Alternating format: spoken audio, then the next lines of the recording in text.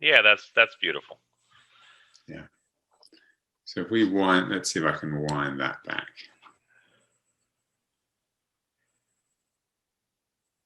So you come out from here to there. Whoops. Yeah, so you've got biceps here, and then this is the leading edge of supraspinatus, and then it comes across here, and here is going to be the tail of supraspinatus, just there. Stop. There, see that? There's my sense of a short axis. That's the front of supraspinatus, that very well-defined part of the tendon, and then it comes across here, and then it thins there, and then you've got the infraspinatus coming across it with its very nicely defined digits. It almost has a characteristic of a subscapularis short axis there. I've never really seen it so well defined as having almost those septations or those. When you look routinely at it, that's what it looks like. If you get your angles right when you scan infraspinatus, that's what it should look like. So I guess what that brings up, and I use the term scan line in my WhatsApp comment to you, but I guess I would like to know, when you say when you scan it right, it will commonly have that appearance. Yes. Can you tell me, are you changing the rotation more than 15 degrees, 30 degrees? Yes. How large of a change is that? Because we can certainly see a seeming short axis on the supraspinatus there, but that the slice thickness makes the supraspinatus blurrier, whereas the infraspinatus shows us clarity. Is that correct? Yes, I'm changing the angle slightly. That's a sort of mid view, I think. So that's short axis on.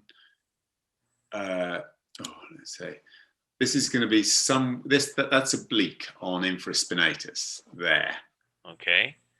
And it's not quite, and it's slightly oblique on supraspinatus. So it's about halfway between. And you see that because the biceps is dipped away, and you get biceps nice and bright when you're a true short axis. So you've come away. If you think of it, transform. Look.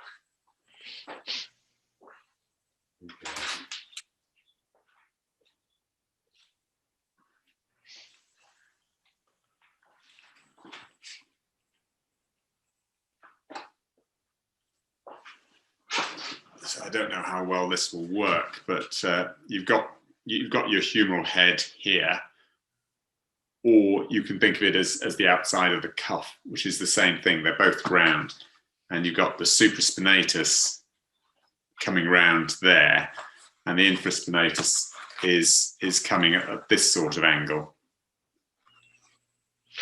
Are you able to make yourself bigger by maybe going back to the presentation view? I don't know if I can do that. All right, let me just try. If I get rid of, if I stop sharing, that's what we want to do. Stop share. That better? Yes, right, and I think I'm going to go to the actual speaker view. Perfect. There we go. Oh yeah. My goodness, that is a tennis ball. I had no idea. That's a huge. It looks like you're a small person. I'm listening now. So you sort of you've got to imagine my hand is the greater tuberosity there. Yes. And supraspinatus is coming over the top there to attach into the greater tuberosity there, and infraspinatus is coming around like that. His fingers wrapping over there. Now when you look at that, you think those are very different angles, and you imagine them at very different angles. When you look like this, they're not actually very far off at all. Okay. You know, this is you're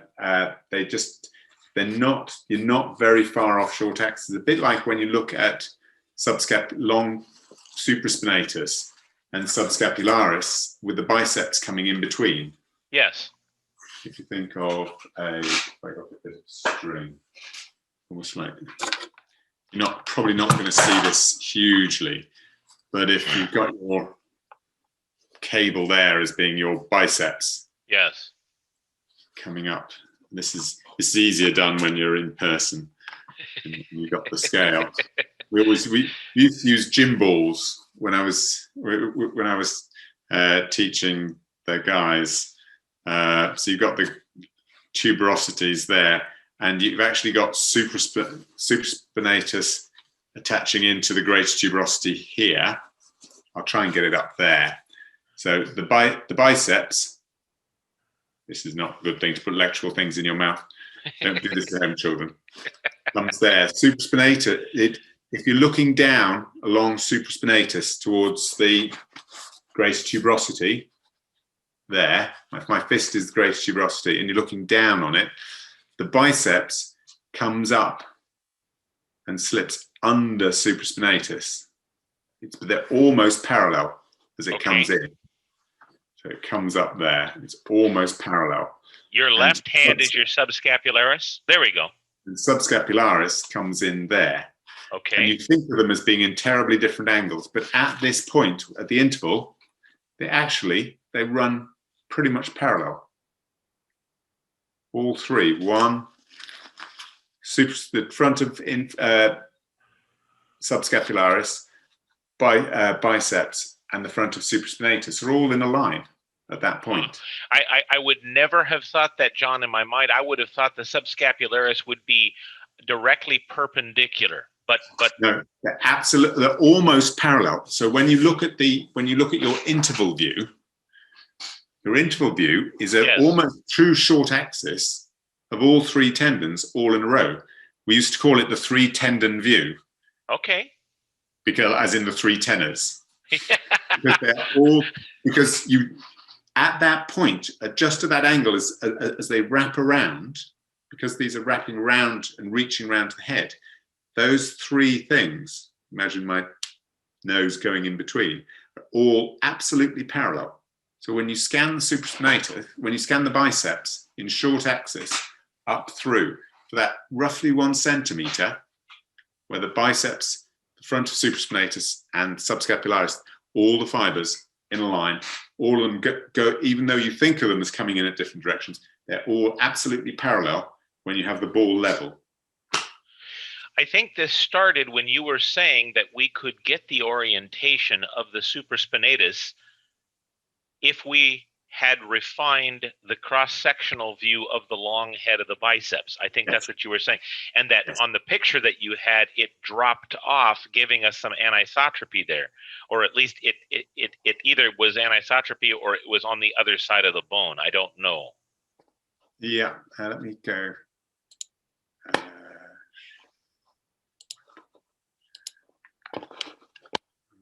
Okay, right, so the example is better when you're looking at the you've got the front, you've got the biceps coming up here, you've got subscapularis coming across this way, to attach into the lesser tuberosity.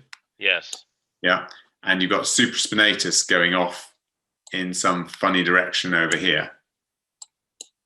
That's how you imagine it.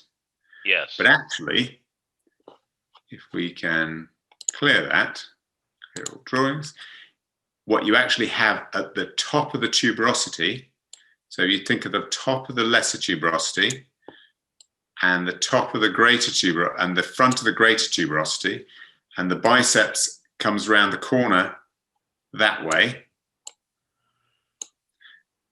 The anterior fibers of biceps, of supraspinatus, go that way, and the top fibers of subscapularis go that way.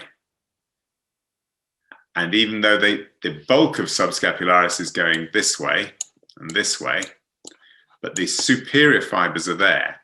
And just the same with supraspinatus. They're going this way and then slightly that way. And these fibers, when you look at them, are actually all in a line. So you get your biceps groove, that classic view of the top of the groove, just as you come out. Just when you come up the biceps in short axis and follow it so it stays in short axis, you go from that view to that view. Yeah? Yes. And at that point, just when it moves from there to there, supraspinatus there and subscapularis roughly looking like that. Those fibers are all roughly heading in the same direction, one next to each other.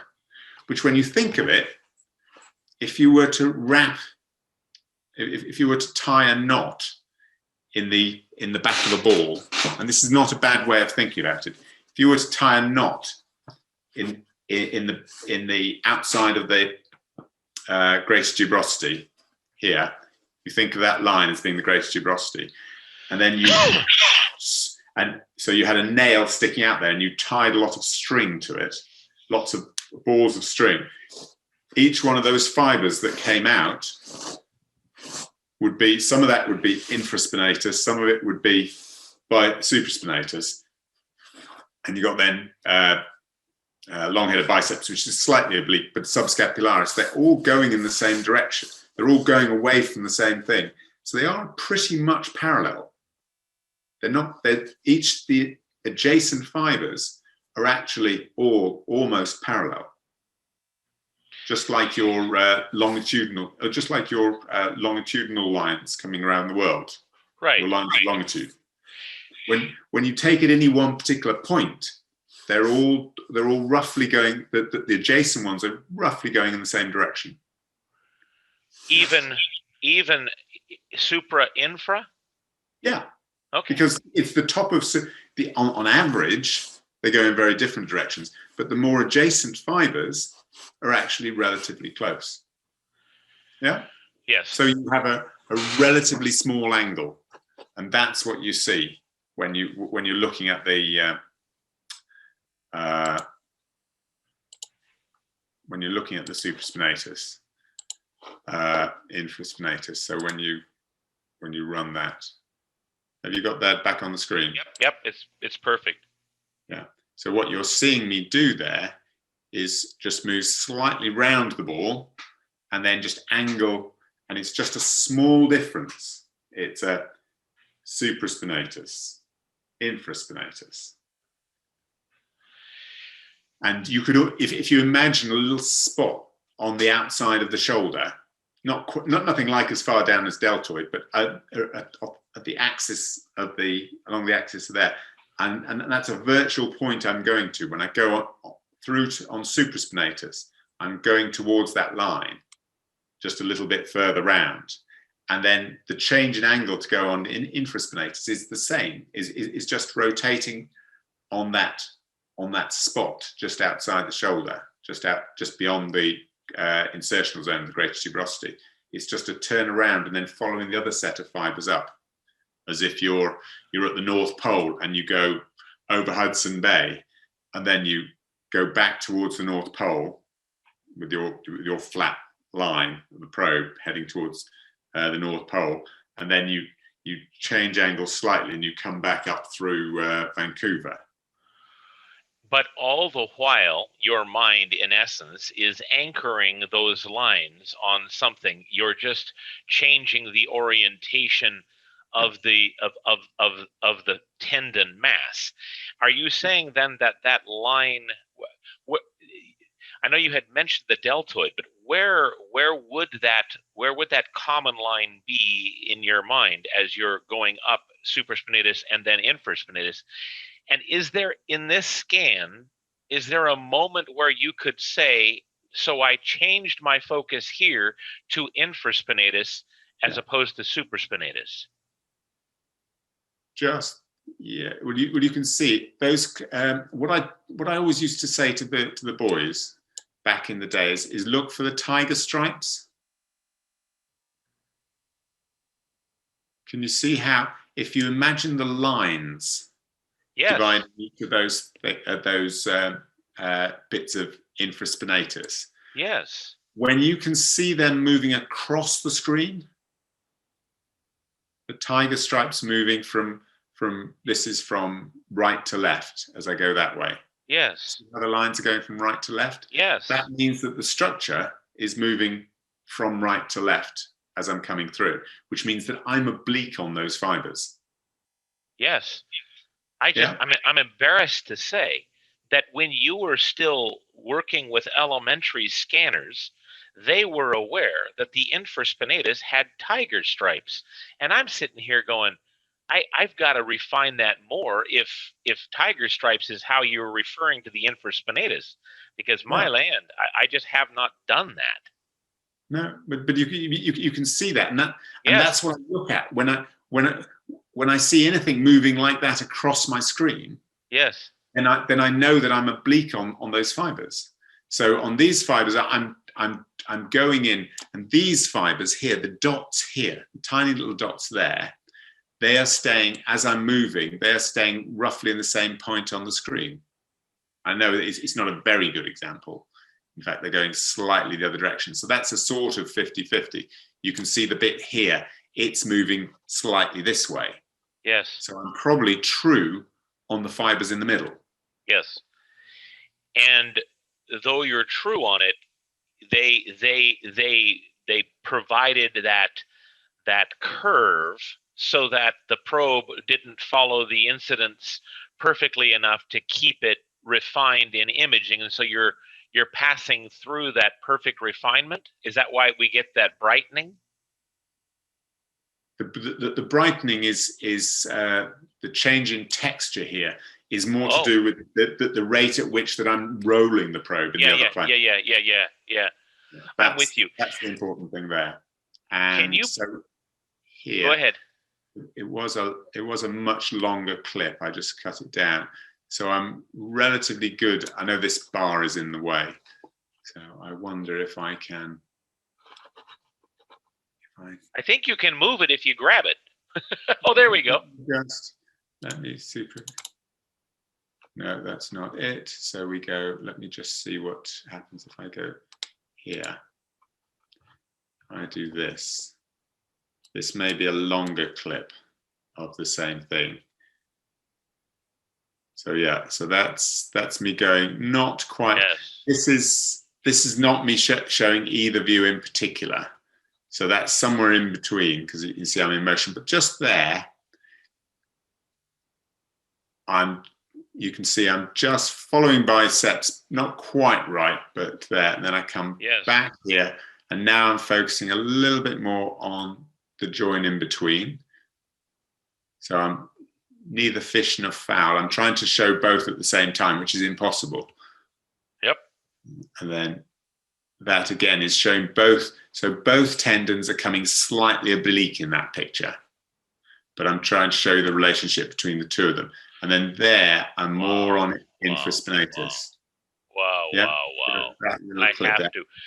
I have to find that on my son or my wife today. I've got to get those tiger stripes or I won't be complete.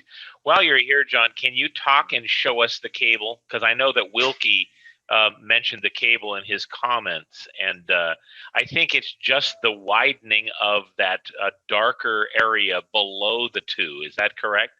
No, I didn't. I wasn't sure what he meant, because this is that I wouldn't have really drawn this clip as being a good demonstration of the cable.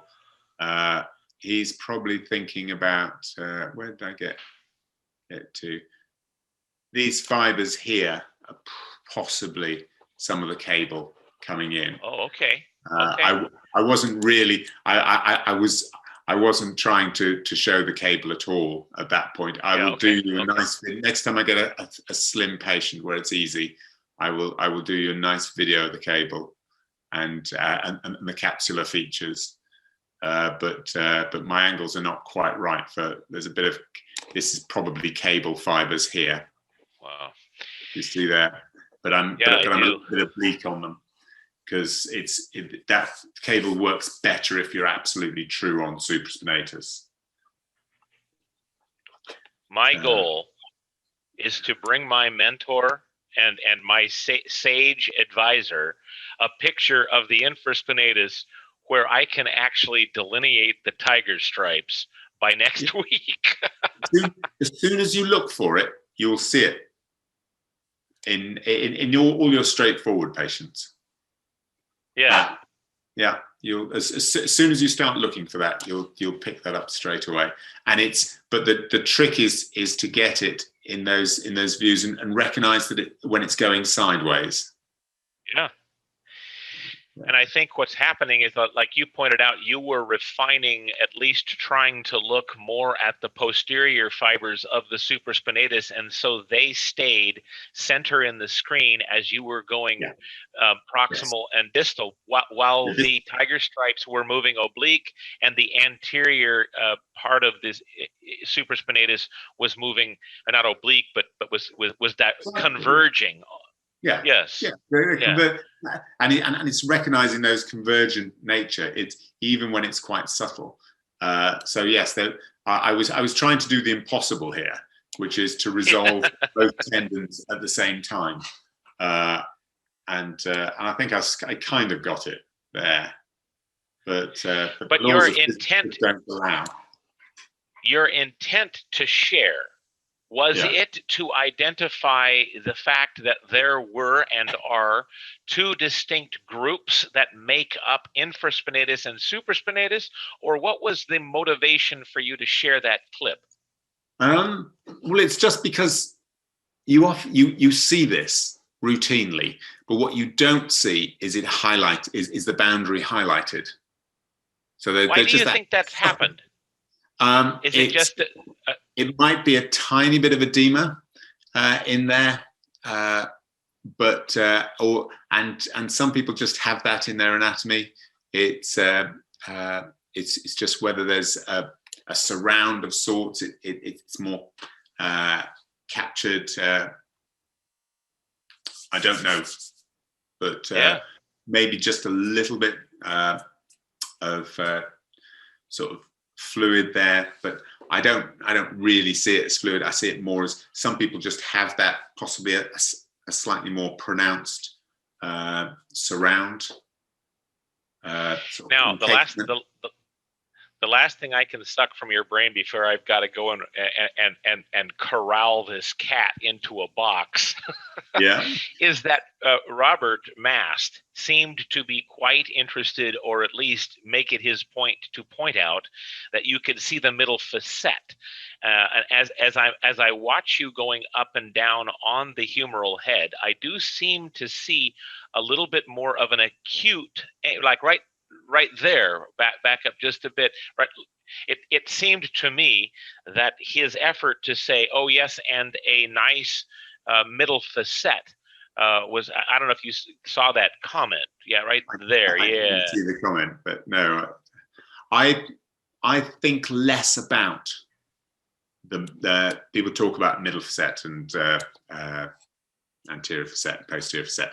I just don't think of it in those terms. So, but they're perfectly legitimate terms. But I just think of this the front of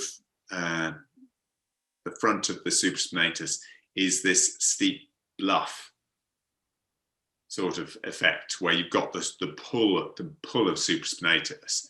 I think creates this natural bluff appearance to that front part, and then the rest is much more diffuse, and so you've got that different character as you go back, and you sort of recognize those three phases of the steep bluff, and then that sort of more middling part where both of them are crossing over, and then the slightly smoother, softer, larger area, I would have said, of the body of infraspinatus inserting. Do you remember telling me about that front end of a musket and how the supraspinatus seems to have those fibers to go down? Yeah. Does this do any of that? No. Can you? Okay. No, and I've been trying to find a good example, and I don't know whether I'm I imagine it a bit more just here, but you don't really see that. The darker fibers as they're diving toward the long head. Yeah. That's what my mind. Yeah, it's the fact that at this point they're changing. There's that rapid change of direction of some of the fibers. So where some of the fibers go, the more superior fibers sort of go straight, follow straight down into the top of the thing. And they're relatively easy to see. And then the lower ones go angle down at the same time. So there's this opening out, and some of them go deflect towards the biceps and actually attach into the thing. And so it's the way at the end they all sort of change direction like this. And you get that variation in fibers. I think I can see, at least better for me, what you're talking about, as there are some research that implies that there's this supraspinatus expansion that goes down the long head of the biceps, and I can see where there's that darkening of right there, where it might come down and start to parallel down the groove. The fibers that go there's lots of variation, and you don't always see it, but if you look hard enough in the really clear ones, you usually see something. It's the ones higher up, they're usually the more superficial fibers here. Those are the ones that take off? That peel off and go down that's when I've seen it most clearly. Sometimes they just attach almost into the sort of roof of the interval. Sometimes the fibers are going into obviously going down and in a much more tendon-like manner over the biceps, and then you've got the more inferior ones. I imagine more as sticking to the side of the grace tuberosity in the groove. So that kind that just wraps over and goes into that. Yeah. John, thank you for letting me rush you and for sucking as much brain of this out of this as possible. Again, I thank you so much for your time, and I got to go and find out about my cat's tail and maybe cut it off like a bobcat or something like that. Yeah. Take care. Tell your family and especially Beth hello when she comes back. All righty. Oh, hopefully she had a Rolo again. We'll talk to you later. See you later. Bye-bye. Bye-bye.